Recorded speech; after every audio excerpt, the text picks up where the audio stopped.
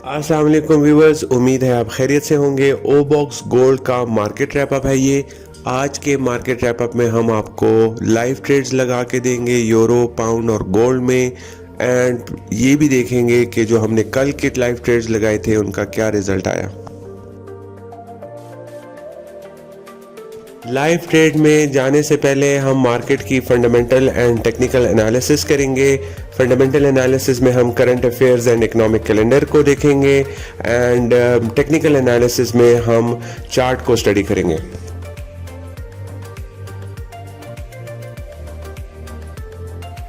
Quad की opening ceremony में Joe Biden ने कहा है कि यूक्रेन रशिया वॉर जो है वो ना सिर्फ यूरोप का एक मसला है बल्कि ये पूरी दुनिया के लिए एक इशू है और ये बहुत ज़रूरी हो गया है कि इंटरनेशनल ऑर्डर को मेंटेन करने के लिए टेरिटोरियल इंटीग्रिटी एंड सॉवरेनिटी को मेंटेन किया जाए। यहाँ पर मैं आपको बता दूं कि क्वाड जो है वो एक 4 मेंबर्स का एक नया ग्रुप बना है जिसमें ऑस्ट्रेलिया है, जापान है, इंडिया है एंड यूएस है। और ये group basically Indo Pacific region में चाइना के अगेंस्ट एक ग्रुप है जो कि चाइना की बढ़ती हुई ताकत को कंट्रोल कर सके। बाइडेन ने ये भी कहा है कि वो अपने एलाइज के साथ खड़े रहेंगे ताकि एक फ्री और ओपन इंडो पैसिफिक रीजन बन सके। दूसरी साइड पे यूक्रेन के प्रेसिडेंट वोलोडिमिर ज़ेलेंस्की ने डेवोस में कहा है कि दुनिया के ममालिक को रशिया पे और सैंक्शंस लगाने चाहिए ताकि कोई भी और मुल्क इस तरह का ताकत इस्तेमाल करके अपने एम्स के लिए ताकत ना इस्तेमाल कर सके। यूरोपियन यूनियन जो है वो ऑलमोस्ट रेडी है रशियन ऑयल इंपोर्ट्स को बंद करने में, एम्बार्गो लगाने में, सिवाय सिर्फ हंगरी के जो कि डिमांड कर रहा है कि वो उनको कुछ फंड्स मिले ताकि वो अपनी इंफ्रास्ट्रक्चर में चेंजेस ला सकें। यूरोप ने ईयू ने ये भी कहा है कि वो तकरीबन 2 billion euro central and eastern Nations को देंगे जो कि रशियन सप्लाई पे डिपेंड कर रहे थे। इसके अलावा ईयू के मेंबर्स का ये भी डिमांड है कि यूक्रेन को दोबारा बिल्ड करने के लिए जो रशियन एसेट्स फ्रीज हुए हैं उनको दोबारा वही इस्तेमाल किए जाए। रशिया ने मरियुपोल का पोर्ट जो है वो कैप्चर करने के बाद उनके पास ईस्ट और साउथ जो है यूक्रेन का वो काफ़ी हिस्सा जो है वो उनके कंट्रोल में आ गया है और उनकी कोशिश है कि वो यूक्रेनियन फोर्सेस को इनसर्कल कर सकें और उनके सप्लाई लाइंस को कट ऑफ कर सकें। रशिया कहता है कि ये उनका एक मिलिट्री ऑपरेशन है इनके नेबर्स पे जहां पर टेररिस्ट जो है वो मुकीम है और टेररिस्ट को हटाने के लिए वो एक मिलिट्री ऑपरेशन कर रहे हैं। ट्रेडर्स, अगर मैं डेवोस कन्वेंशन के बारे में आपको बताऊं तो ये वर्ल्ड इकोनॉमिक फोरम की एनुअल मीटिंग है जो कि डेवोस स्विट्जरलैंड में जनवरी में होती है। इस साल जो है तो यूरोप में चूंकि यूक्रेन रशिया वॉर था उसकी वजह से ये अब मई 23, 24 एंड 26 को हो रही है। 26 को इसका आखिरी दिन होगा। इसमें तकरीबन 2000 पूरी दुनिया से लीडर्स और एक्सपर्ट्स आते हैं और वो जो है दुनिया में वर्ल्ड ग्लोबल सिचुएशंस के बाद डिफरेंट इश्यूज पे बात करते हैं। इस बार जो डेवोस कन्वेंशन के मेन कंसर्न्स हैं या टॉपिक्स हैं वो इन्फ्लेशन है, फूड शॉर्टेजेस जो सप्लाई चेन की वजह से जो दुनिया में खाने पीने के सामान और एनर्जी क्राइसिस जो ऑयल और गैस की क्राइसिस है, ये उनके मेन टॉपिक्स हैं डिस्कशन के। अगर हम स्टॉक एक्सचेंजेस की बात करें तो जो all country world index MSCI जो है वो 1.54% बढ़ा है। हमने मंडे को देखा है कि मोस्टली स्टॉक एक्सचेंजेस जो हैं उन्होंने प्राइसेस उनकी थोड़ी सी इंक्रीज हुई है। डो जोन्स जो है वो 1.98%, S&P 500 जो है वो 1.86% और नैस्डैक कंपोजिट जो है वो 1.59% जो है उसने इंक्रीज किए हैं मंडे को। अगर हम एनालिस्ट एंड इकोनॉमिस्ट सेंटिमेंट देखें मार्केट में, तो इस पे राय डिवाइड है। कुछ इकोनॉमिस्ट का ख्याल है कि फेड्स जो हैं वो नाकामयाब रहेंगे इकोनॉमी को रिवाइव करने में, और यूएस की इकोनॉमी जो है उसकी ग्रोथ जो है वो बहुत स्लगिश रहेगी। जबकि दूसरे इकोनॉमिस्ट एंड एनालिस्ट का ख्याल है कि जो यूएस की मार्केट है वो बॉटम में आ चुकी है। बहुत सारे एनालिस्ट ने न्यूट्रल से ओवरवेट कर दिया है इसको, और वो समझ रहे हैं कि मार्केट्स जो हैं वो यूएस के ईज़ पॉलिसी ईज़ से थोड़ा बेहतर हो जाएंगी और रीबाउंड के चांसेस हैं।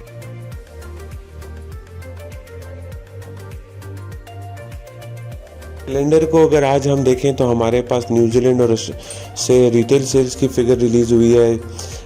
ऑस्ट्रेलिया से S&P global manufacturing PMI flash release हुआ है, और एस.एन.पी ग्लोबल सर्विसेज पीएमआई। 11 बजे हमारे पास यूके से public sector net boring release होनी है अभी, और जर्मनी से S&P global manufacturing PMI flash जो है ये बेसिकली, जैसे मैंने आपको कल भी इसको एक्सप्लेन किया था, ये जो परचेजिंग मैनेजर्स इंडेक्स है, ठीक है, और ये तकरीबन 500 इंडस्ट्रियल कंपनीज से ये सर्वे किया जाता है, ओवर द फ़ोन किया जाता है, और इसमें new orders, outputs, employment, suppliers वगैरह वगैरह इसको मिला के ये फिगर निकाला जाता है, ठीक है। रीडिंग अबव 50 जो है वो इंडिकेट करता है कि मैन्युफैक्चरिंग सेक्टर एक्सपेंड कर रहा है, और 50 से बिलो जो है वो डिक्रीज कर रहा है। तो देखेंगे कि ये फिगर क्या निकल रहा है। प्रीवियस हमारे पास 54 था, 57 था, 54 जो है वो मई का था पीएमआई फ्लैश, और ग्लोबल सर्विसेज जो है पीएमआई फ्लैश के वो 57 है, ठीक है। तो देखेंगे ये मैन्युफैक्चरिंग का इंडस्ट्री का डाटा है, और दूसरा सर्विसेज का, ठीक है।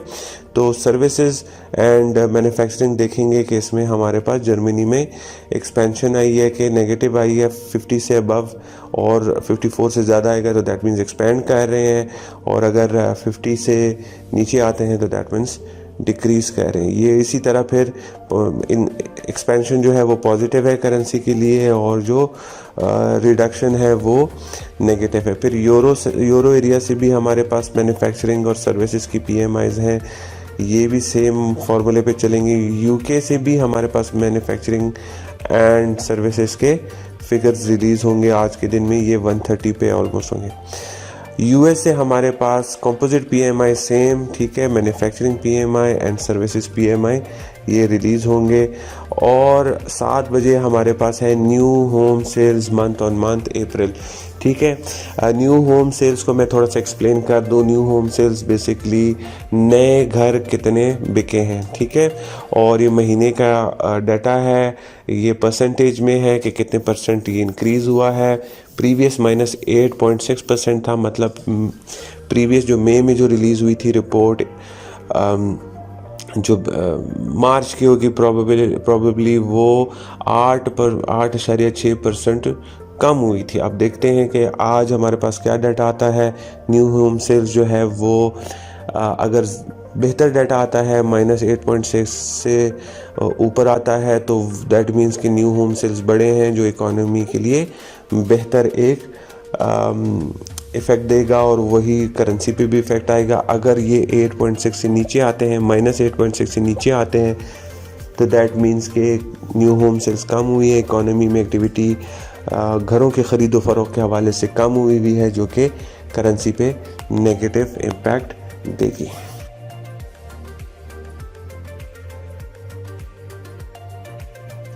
टेक्निकल एनालिसिस में सबसे पहले चलते हैं हम यूरो यूएसडी का चार्ट स्टडी करते हैं।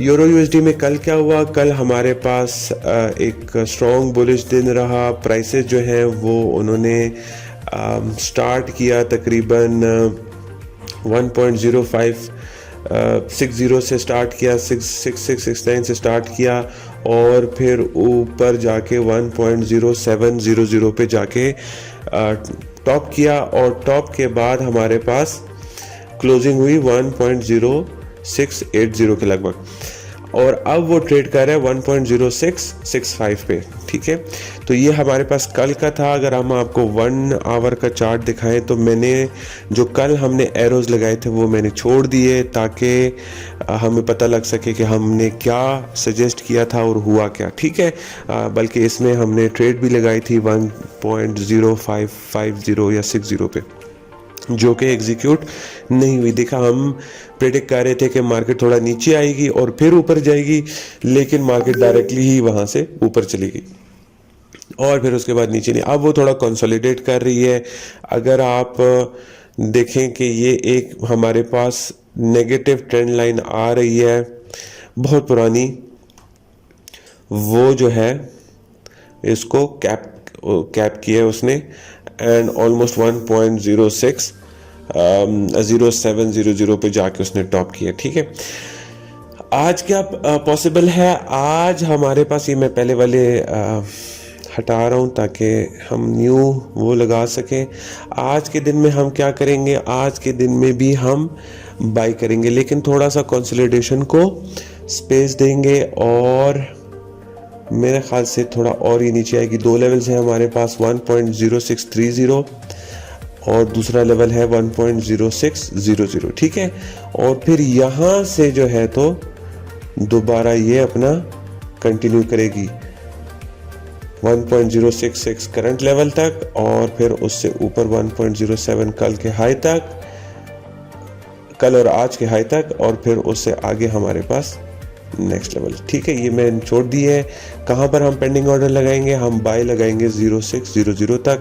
यहाँ पर हमारे पास एक ये पॉजिटिव ट्रेंड लाइन भी आ रही है जो कैप कर रही है ऊपर, तो बहुत स्लिम चांसेस हैं कि वो और भी नीचे, बिकॉज अभी गैप बहुत है, लेकिन फिर भी we can not rule out that. तो ये लेवल्स हमारे पॉसिबल हैं कि मूवमेंट हमारी इनकी तरह हो। ठीक है, मैं इसको छोड़ रहा हूँ, एरोस को इधर ही छोड़ रहा हूँ, ताकि हम नेक्स्ट जब आएंगे तो हमें अंदाज़ा हो कि हमने क्या प्रेडिक्ट किया था। प्लस 1.0600 के लगभग हम बाई कर सकते हैं, 1.0630 के लगभग भी बाई कर सकते हैं। अच्छा, इसमें मैं आपको थोड़ा सा और डिटेल दे दूं करना क्या आपने। अगर आप 1.0650 या 30 के लगभग बाई करें तो वॉल्यूम को कम करते हैं। ठीक है, ताकि अगर मार्केट और भी नीचे आ गई तो हम यहाँ पर जब एक और बाई लगा सकते हैं, थोड़ा और हमारे पास वॉल्यूम का स्पेस। अगर आप सारे ही बड़े वॉल्यूम से यहाँ से बाइंग कर देंगे तो फिर अगर मार्केट आपके अगेंस्ट चली गई, एक तो आपके पास लिक्विडिटी कम हो जाती है, फ्री मार्जिन कम हो जाता है, फिर आप ट्रेड नहीं कर सकते।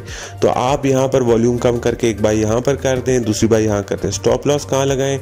स्टॉप लॉस 570 पे लगा दें, 70 ठीक है, 0570 पे लगा दें। टारगेट हमारा 0.77 होगा। ठीक है, ये हमारा आज का ट्रेड होगा। स्टॉप लॉस हिट हो गया तो स्टॉप लॉस हिट हो गया, नहीं तो हमें टेक प्रॉफिट आएगा। हाँ, दूसरी बात इसमें एक और बात याद रखिएगा कि टेक प्रॉफिट के लिए आप, अगर आपको मूवमेंट मिल जाए तो अपना जो स्टॉप लॉस है उसको मूव कर लीजिएगा एंट्री पॉइंट पे, और फिर थोड़ा सा आगे, तो उससे आपकी ट्रेड बेहतर ट्रेड बन जाएगी। नेक्स्ट हम चलते हैं अब पाउंड के पास। पाउंड में अगर हम देखें तो कल भी हमारे पास एक बुलिश दिन रहा है। उसने अपने जो हाई बनाया था उसको ब्रेक किया और 1.2580 या 1.2600 तक उसने हाई किया। ठीक है, तो आज के दिन भी हम इसका बुलिश बरकरार रखते हैं।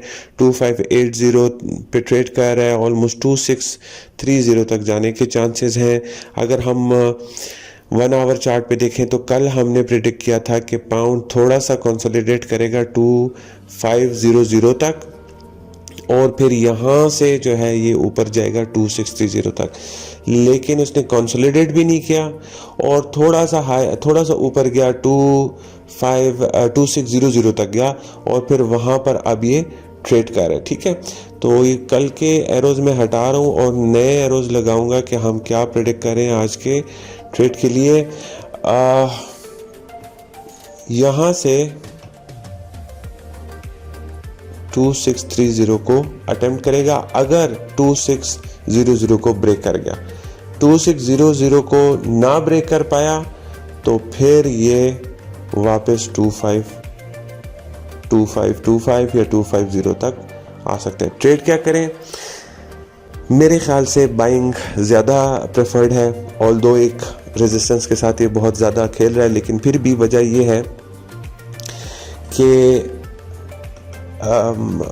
बुलिश हम डेली पे भी देख रहे हैं कि बुलिश है। मार्केट सेंटिमेंट भी थोड़ा सा, अगर आप देखें, इक्विटीज़ भी ऊपर जा रही हैं यूएस की, जो उसने फॉल किया, तो ये वो एक थोड़ा सा करेक्शन या वो वाला मोड है इसका, जो कि हमें तो अभी न्यूज़ भी है हमारे पास यूके की तरफ से, यूके से, वो भी हम वॉच करेंगे। लेकिन अगर 2593 आ रहा है लेकिन 2600 को ये ऊपर की तरफ ब्रेक कर गया तो 2630 और 2676 ये हमारा नेक्स्ट अवेलेबल टारगेट हो सकता है, ठीक है।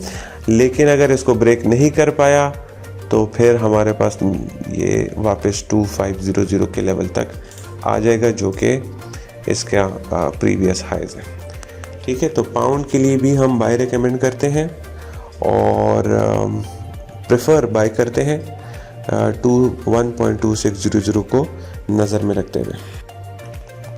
नेक्स्ट चार्ट पे हमारे पास है गोल्ड का अगर आप चार्ट देखें तो कल के दिन में इसने 1845 के लगभग स्टार्ट किया था, हाई किया 65 पे और फिर वापस क्लोजिंग की 50 के लगभग, ठीक है। और अभी ये ट्रेड कर रहा है 52 पे क्लोजिंग की, अभी ये ट्रेड कर रहा है 50 पे। तो आज के दिन जो है हमारे पास, चूँकि ये जो पैटर्न बना है ये शूटिंग स्टार है, ये थोड़ा सा कंसोलिडेशन को प्रमोट करता है। तो आज के दिन हम जो इसका अप ट्रेंड है ये हम कंसिडर करेंगे कि थोड़ा सा थम गया है, मार्केट कंसोलिडेट करेगी और रेंज में कंसिडर करेंगे कि रेंज में गोल्ड जो है वो ज़्यादा जाएगा।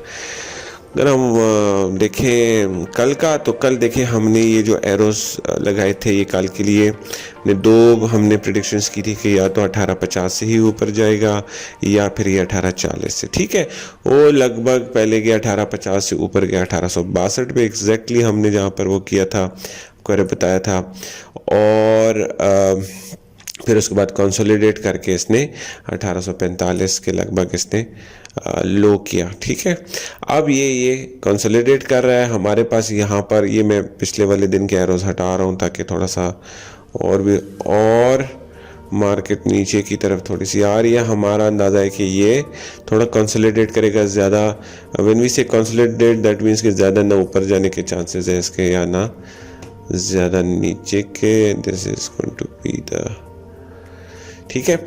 अगर ये अब अपने इस 45 को ब्रेक कर जाता है, ठीक है, हमारे पास दो ये पॉजिटिव वो भी आ रही है, तो फिर डेफिनेटली वी कैन सी 1840 या 1835, ठीक है। ये पहला हमारा, अगर नहीं करता तो फिर ये इधर से ही वापस अपने 62 को टच करेगा, ठीक है। क्या किया जाए? मेरे ख्याल से अगर ऊपर हमें 62 में सेलिंग मिल जाए 62 के लगभग, तो वो ज़्यादा बेहतर होगा रादर देन इसको यहाँ से सेल करने के, ठीक है। ये फिगर्स आप देखें, ये पॉइंट आप मैं इसको एरोस को छोड़ दूंगा फॉर द सेक कि हमें अच्छा वो नेक्स्ट डे के लिए मिले, ठीक है। तो यूरो और पाउंड में हम अपनी सेल बाय लिमिट्स लगा देंगे। गोल्ड में हम कुछ नहीं लगा रहे बिकॉज वो कंसोलिडेट कर रहा है। 1845 पे बाइंग अच्छा होगा 1855 पे अगर हम बाइंग करें, ठीक है। 1845 पे अगर हम बाइंग करें, स्टॉप लॉस नीचे लगा दें, 1860 को टारगेट करें और फिर 1860 के लगभग जो भी है हमें मिले ऊपर उसको हम सेल कर दें, ठीक है।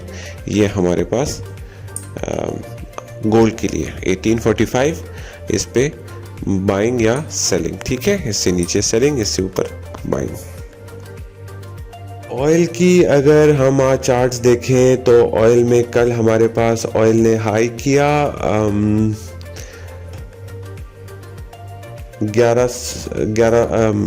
111 पे जाके हाई किया और फिर उसके बाद इसने रिट्रेस किया और क्लोजिंग जो है 108 पे किया एंड अब वो ट्रेड कर रहा है 107.90 पे, ठीक है। लगता है कि ऑयल में आज भी हमें एक माइल्ड सा डाउन प्रेशर रहेगा और उसके और नीचे जाने के चांसेस हैं। अगर हम ऑयल के कल का 1 आवर का चार्ट देखें तो कल हमने ये एरोस दी थी, ये ट्रेड सेटअप दिया था, ठीक है। हमने ट्रेड सेटअप किया था कि करंट पोजीशन से, उसके करंट पोजीशन से प्राइस जो है वो ऊपर 111 पे जाएगी, 111 को क्रॉस कर गया तो 112 तक जाएगी, ठीक है। लेकिन हुआ कि वो 111 पे जाके उसने वहाँ से कंसोलिडेशन करके शुरू किया, नीचे आई और अगर आप देखें तो वही 108 और 109 और 108 के दरमियान उसने फिर रुक गया और वहाँ पर कंसोलिडेट किया। अब जो हमारा नेक्स्ट, ये मैं कल के एरोज हटा देता हूँ, नेक्स्ट जो आज के दिन में पॉसिबिलिटीज़ हैं वो मैं इसको अगर आपको क्लियर करूं तो हमारे ख्याल में आज के पोजीशन से ये थोड़ा सा ऊपर, ठीक है, 108 पे चल रहा है, मे बी 108.30 तक 40 तक इस तरह आए ऊपर और फिर उसके बाद ये वापस डाउन ट्रेंड कंटिन्यू करके 108 को टेस्ट करेगा। अगर 108 को ये ब्रेक कर गया तो हमारे पास 107 तक फिर हमारे पास पॉसिबल लेवल है, ठीक है। अगर इसने वापस कंसोलिडेट करना, बिकॉज ये जो 108 और 108 का 109 के दरमियान जो एरिया ना, यहाँ पर इसके पिछले भी कुछ सपोर्ट है, तो अगर इसने होल्ड करना होगा तो फिर ये 109 को क्रॉस करेगा ऊपर एंड 109 को क्रॉस करने के बाद इसके पास 110 और 111 के दोनों ऑप्शंस दोबारा खुल जाएंगे, ठीक है। ये मैं एरो जो है डॉटेड कर रहा हूँ ताकि हमें ये पता लग सके कि ये हमारा सेकेंडरी ऑप्शन इन केस, ठीक है। और जो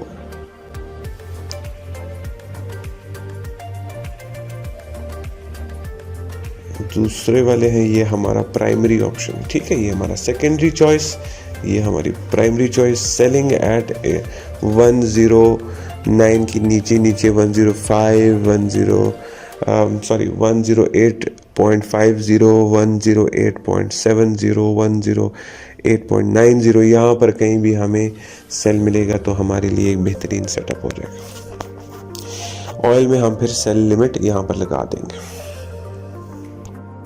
ट्रेडर्स, आज की वीडियो के लिए बस इतना ही। हमारी कंपनी ओबॉक्स गोल्ड जो है वो पाकिस्तान मर्केंटाइल एक्सचेंज की मेंबर भी है और SCCP से एज अ ब्रोकर रजिस्टर्ड है। हम फॉरेक्स ट्रेडिंग में free of cost trainings provide करते हैं, सिग्नल्स प्रोवाइड करते हैं और रिसर्च मटेरियल प्रोवाइड करते हैं। अगर आपको फॉरेक्स ट्रेडिंग के हवाले से कोई भी इंफॉर्मेशन चाहिए तो आप नीचे दिए गए हुए नंबर पर रब्ता करें। हमारे नुमाइंदा सुबह 9 से लेकर रात 10 बजे तक अवेलेबल होते हैं, वो आपको प्रॉपरली गाइड करेंगे। इसके अलावा हमारे चैनल को सब्सक्राइब करें और नोटिफिकेशन बेल को क्लिक करें ताकि आपको डेली अपडेट्स वक्त पर पहुंचे और आप उनसे फ़ायदा उठा सकें। देखने के लिए शुक्रिया। अल्लाह हाफ़िज़।